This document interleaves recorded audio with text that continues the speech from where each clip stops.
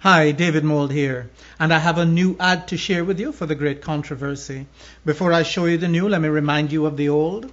Back in '90, in Time magazine, we ran a 6-page ad for the great controversy. A lot of history there. This was our main graphic. I was shown America repudiating her constitution, but there were 6 solid pages. The church went ballistic, tried to block it, but that's a long story. If you really want that story, I'd suggest you go take a look at Adventist crime scenes, the one that's called The Role of the Watchman. That's where I believe you'll see it. Anyway, we have a new ad, and I'd like to share that with you. In fact, I'm going to read every word of it for you today. But I'd like to tell you why. I've been in this country since I was 18 years old. That's 1968, with the exception of 3 years, 74 to 77. I have never heard so much chatter about fascism, about the rule of law. I've never, in all those years. And it seems to me as though this country could be at a turning point. Something could happen. Now, I grant you that Donald Trump seems to be doing everything to shoot himself in the leg. As a matter of fact, I had a pastor visit me a few days ago, and while he was here, he said, David, I don't think Trump wants to win. I think he and Hillary have cut a deal where he might get all the infrastructure jobs if she gets in, because he's doing everything to kill himself. Well, whether he wins or not, the conversation is here. The conversation about what kind of an America are we going to be looking at in the future. And I just think, let me get to my notes here. I heard a military guy on CNN a couple of days ago talking about a mutiny in the troops, because if the commander-in-chief starts giving orders that are criminal or against the conscience of the Army, the Navy, the Air Force, they're going to revolt. They cannot obey orders, for example, for torture, waterboarding, indiscriminate carpet bombing, or the murder of the families of jihadists, which are all things that Mr. Trump has spoken about. So Mr. Trump has generated this chatter about the Constitution and about the rule of law, and I just think it's a God-given opportunity for Ruth Bader Ginsburg, Justice Ginsburg, to make the point that if he gets in, she's moving to New Zealand, even though it might have been in jest, I think is profound. Where are you going to move to? Anyway. A few people are talking about this, but I saw it and I know it. Mr. Trump has promised the church more power if he gets in. And the question I have today is, power for what? More power, to do what? For those of you watching this who are Seventh-day Adventists, you know that this is precisely the scenario that has been painted for us in the Word of God. And of course we have the interpretation of that prophecy in Revelation 13 in this book, The Great Controversy. How can we, in a clear conscience, we Seventh-day Adventists, keep this book from the public now? How can we be content with that piece of garbage, The Great Hope? The world is clamoring to know what we know, and it's a sin. I think it's a height of wickedness for us to remain silent now while all these conversations are taking place about the future of America. Whether it's a Trump-led America, a Clinton-led America, what kind of nation will we be looking at? The question is, how do we get this book before the masses? I've already gone on record as stating that I don't believe mass mailings to every home are the best way. It has its place, but too many great controversies end up in the garbage, and it just hurts me to see that. And I think Mrs. White has given us the answer to that. I think she absolutely has given us the answer. I'm going to turn to the book Evangelism, page 130. Let me put on my glasses here. You might get a bit of a glare. But on page 130 of this book, Evangelism, there's a statement made in here that I'd like you to consider. She said, under the heading, Utilizing the Press, and I've read this before in our programs, I'm going to read it again because I think many of us just don't get it. It's what advertising can do, 1,000,000 foot soldiers couldn't. If you had 1,000,000 people going door to door, a well-ordered advertising campaign, those 1,000,000 soldiers wouldn't do 1% of what a good advertising campaign could do. So let me read this. We must take every justifiable means of bringing the light before the people. She says, let the press be utilized, and let every, notice that, every advertising agency be employed that will call attention to the work. This should not be regarded as non-essential. On every street corner you may see placards and notices calling attention to various things that are going on, some of them of the most objectionable character. And shall those who have the light of life be satisfied with feeble efforts to call the attention of the masses to the truth? Evangelism 128. Well, I just think it's a crime. I'd like to share with you the ad, and I've been doing a lot of writing. My son died back at the end of May, and it's like pressure being put on the grape. The juice is flowing. My juices are flowing. Instead of retreating, I'm going forward with more aggression. What I'm about to share with you today is likely to cost an arm and a leg, but it doesn't bother me. I believe God had me design and prepare this, and my duty is to bring it to you. If we get traction, if there are those watching this who see it and like it, then we can go forward with it. All right?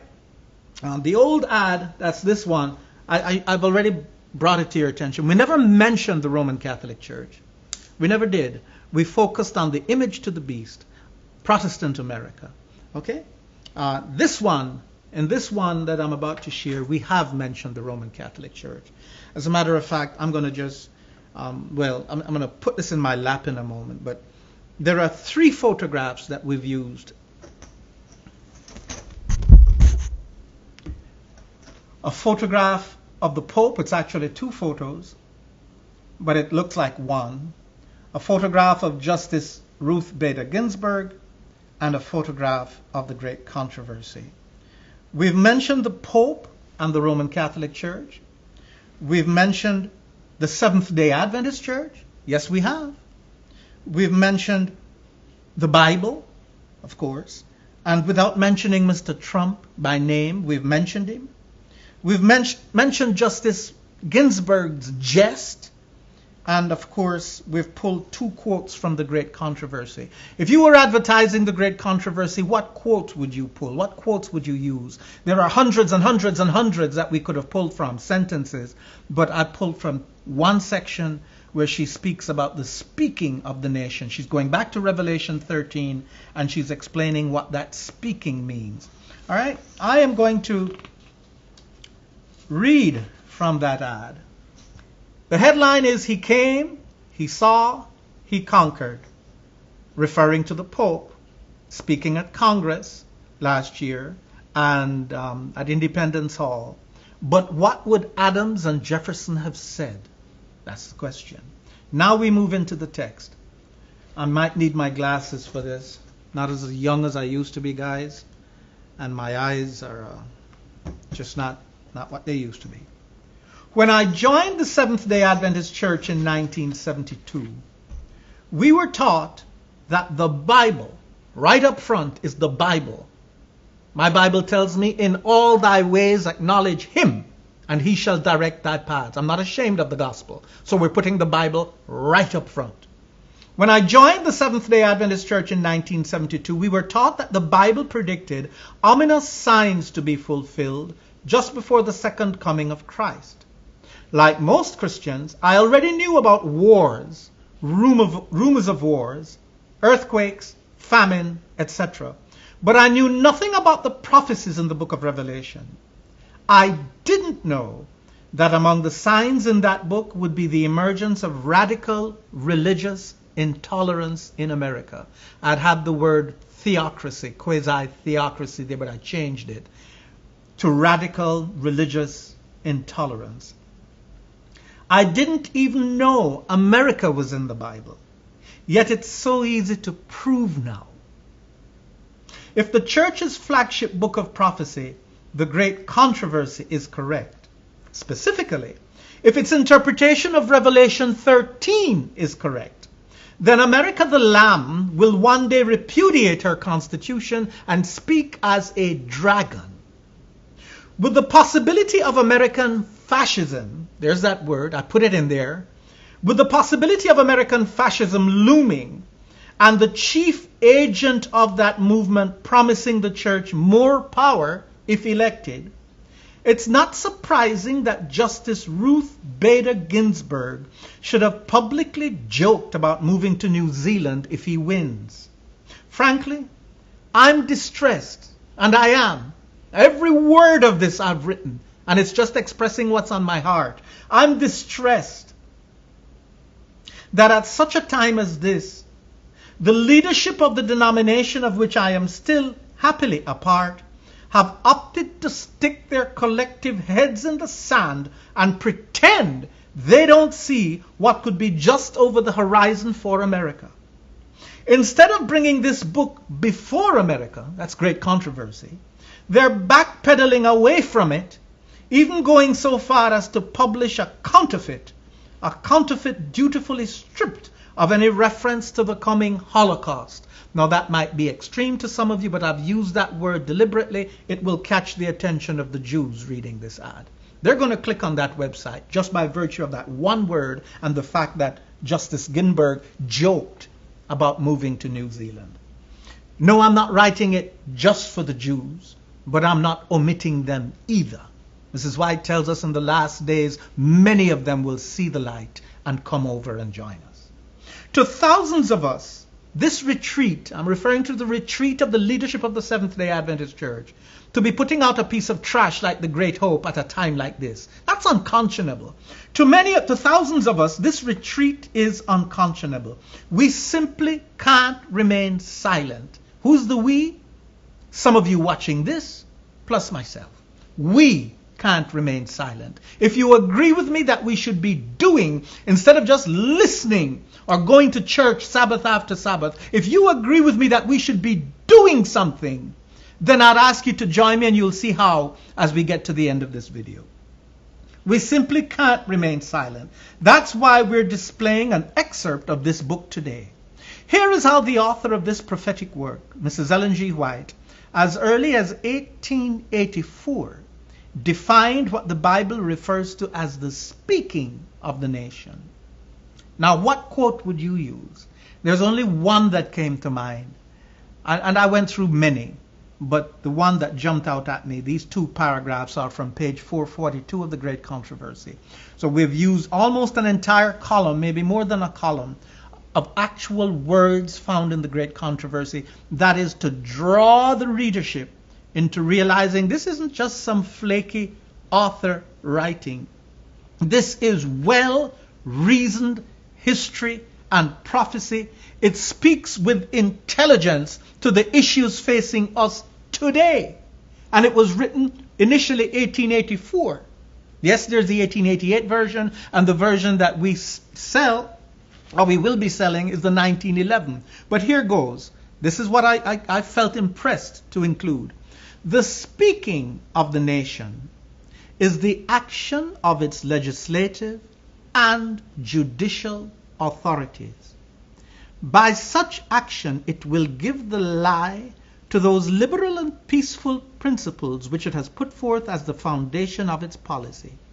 The prediction that it will speak as a dragon and exercise all the power of the first beast plainly foretells a development of the spirit of intolerance and persecution that was manifested by the nations represented by the dragon and the leopard-like beast.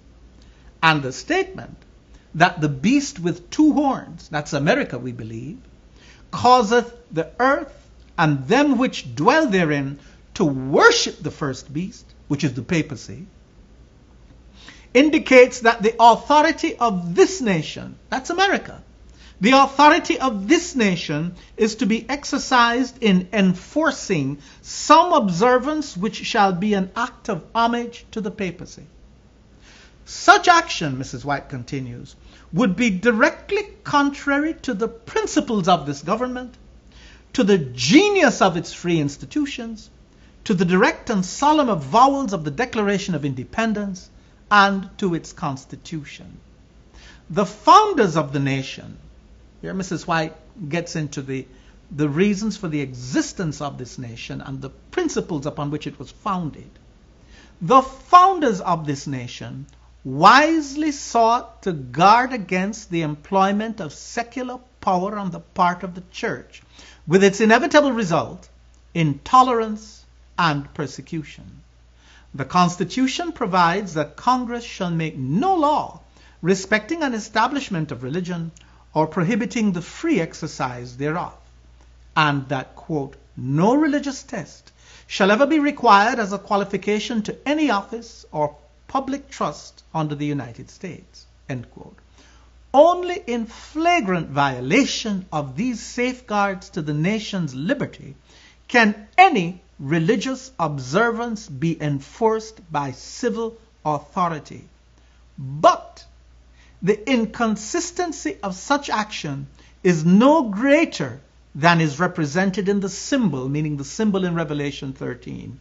It is the beast with lamb-like horns, the United States, that came up peacefully. It is the beast with lamb-like horns, in profession pure, gentle, and harmless, that speaks as a dragon. That's the change she's talking about.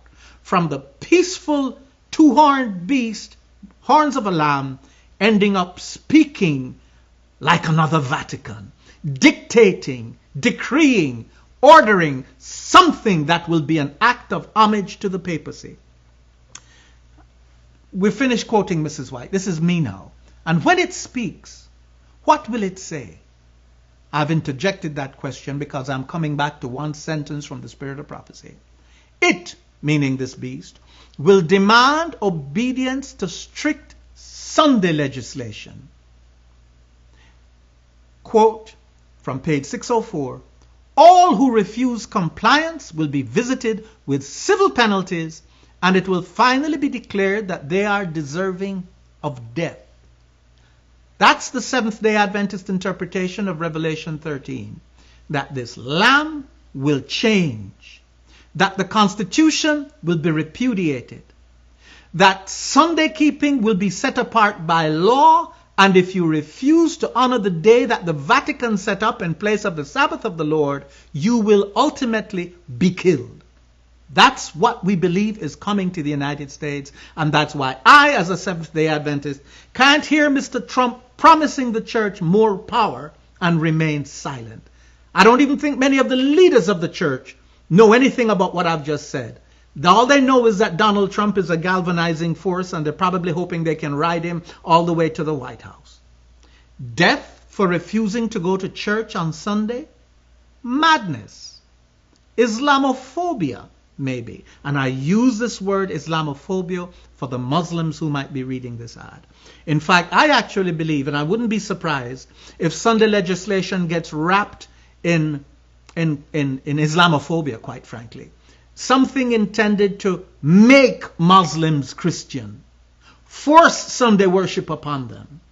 She didn't say that, but I'm looking at the way things are going today and wondering if this legislation couldn't come out as an attempt to impose Christianity upon not just Muslims, but on every citizen of this country. And she says it's going to spread around the world.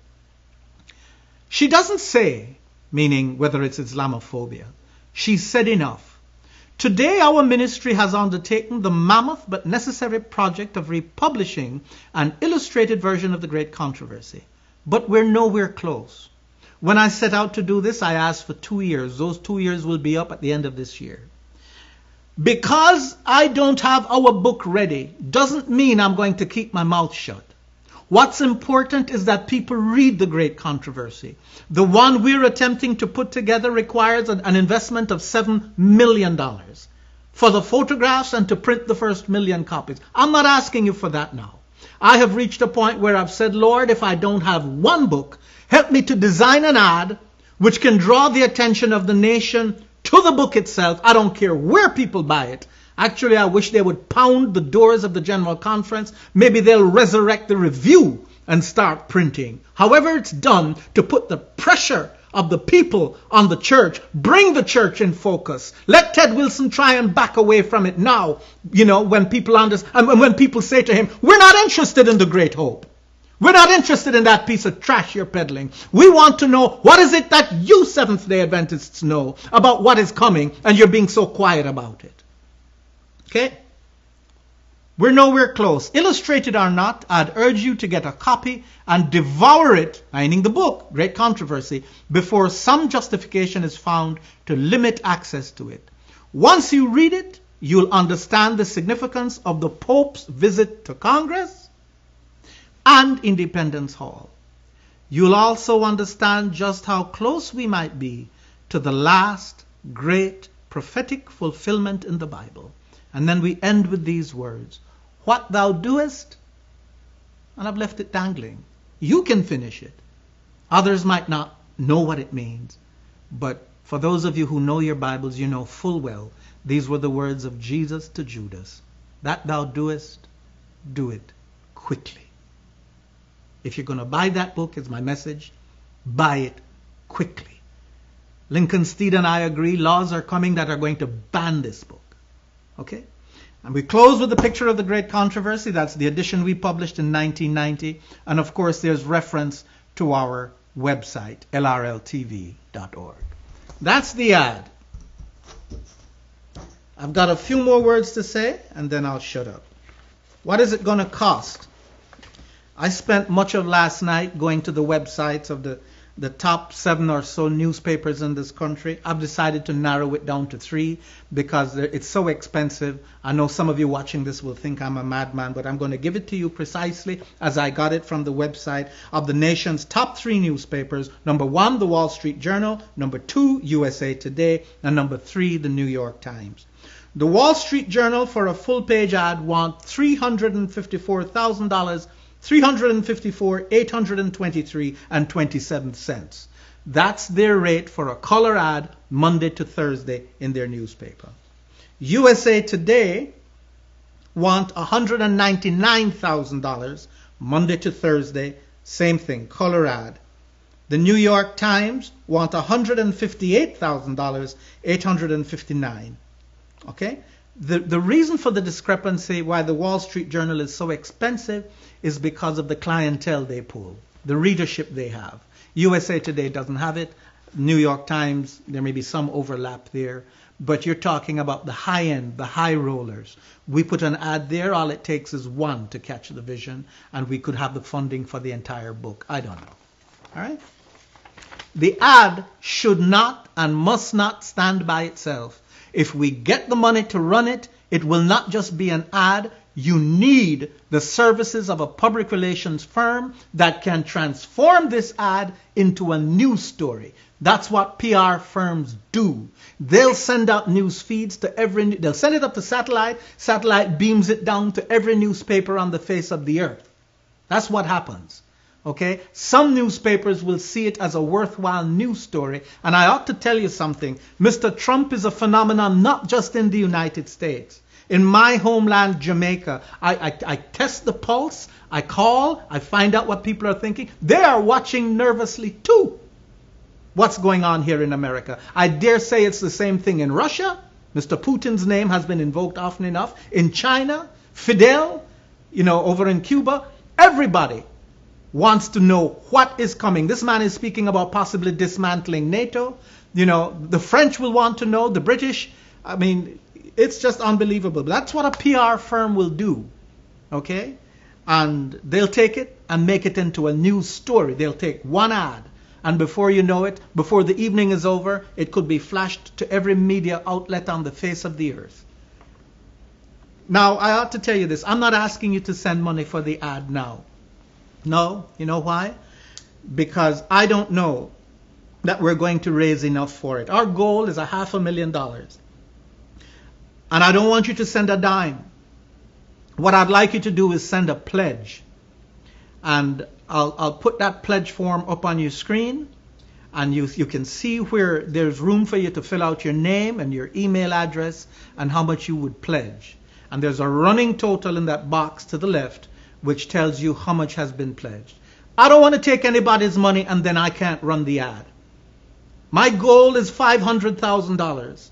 I don't want to take significantly less than that and then turn around and say, oh, well, we didn't raise enough money. No, no, no. Don't you say, if you want to send funds just to keep us going, in support of our ministry, in support of our vision, in support of my big mouth, Yes, you can do that. Send funds to the ministry, but make sure it's non-designated, or you can put Great Controversy Project, but just not for the ad. Don't tie me down to using, if you send $100,000 today, and say this is for the ad. We'll put it aside, but I'm asking you not to do that. I would rather see what the pledges are. Okay? Well, I think I've actually said it. I think I've said pretty much everything that I want to say. I don't know. If I'm forgetting something, Lord, bring it to my memory. For once, maybe I'm under budget in terms of time. But he who hath ears to hear, let him hear. I'd like your support. I'm sick of belonging to a church that's run by a pack of cowards. I'm sick of it. Let's do something while we can. Amen.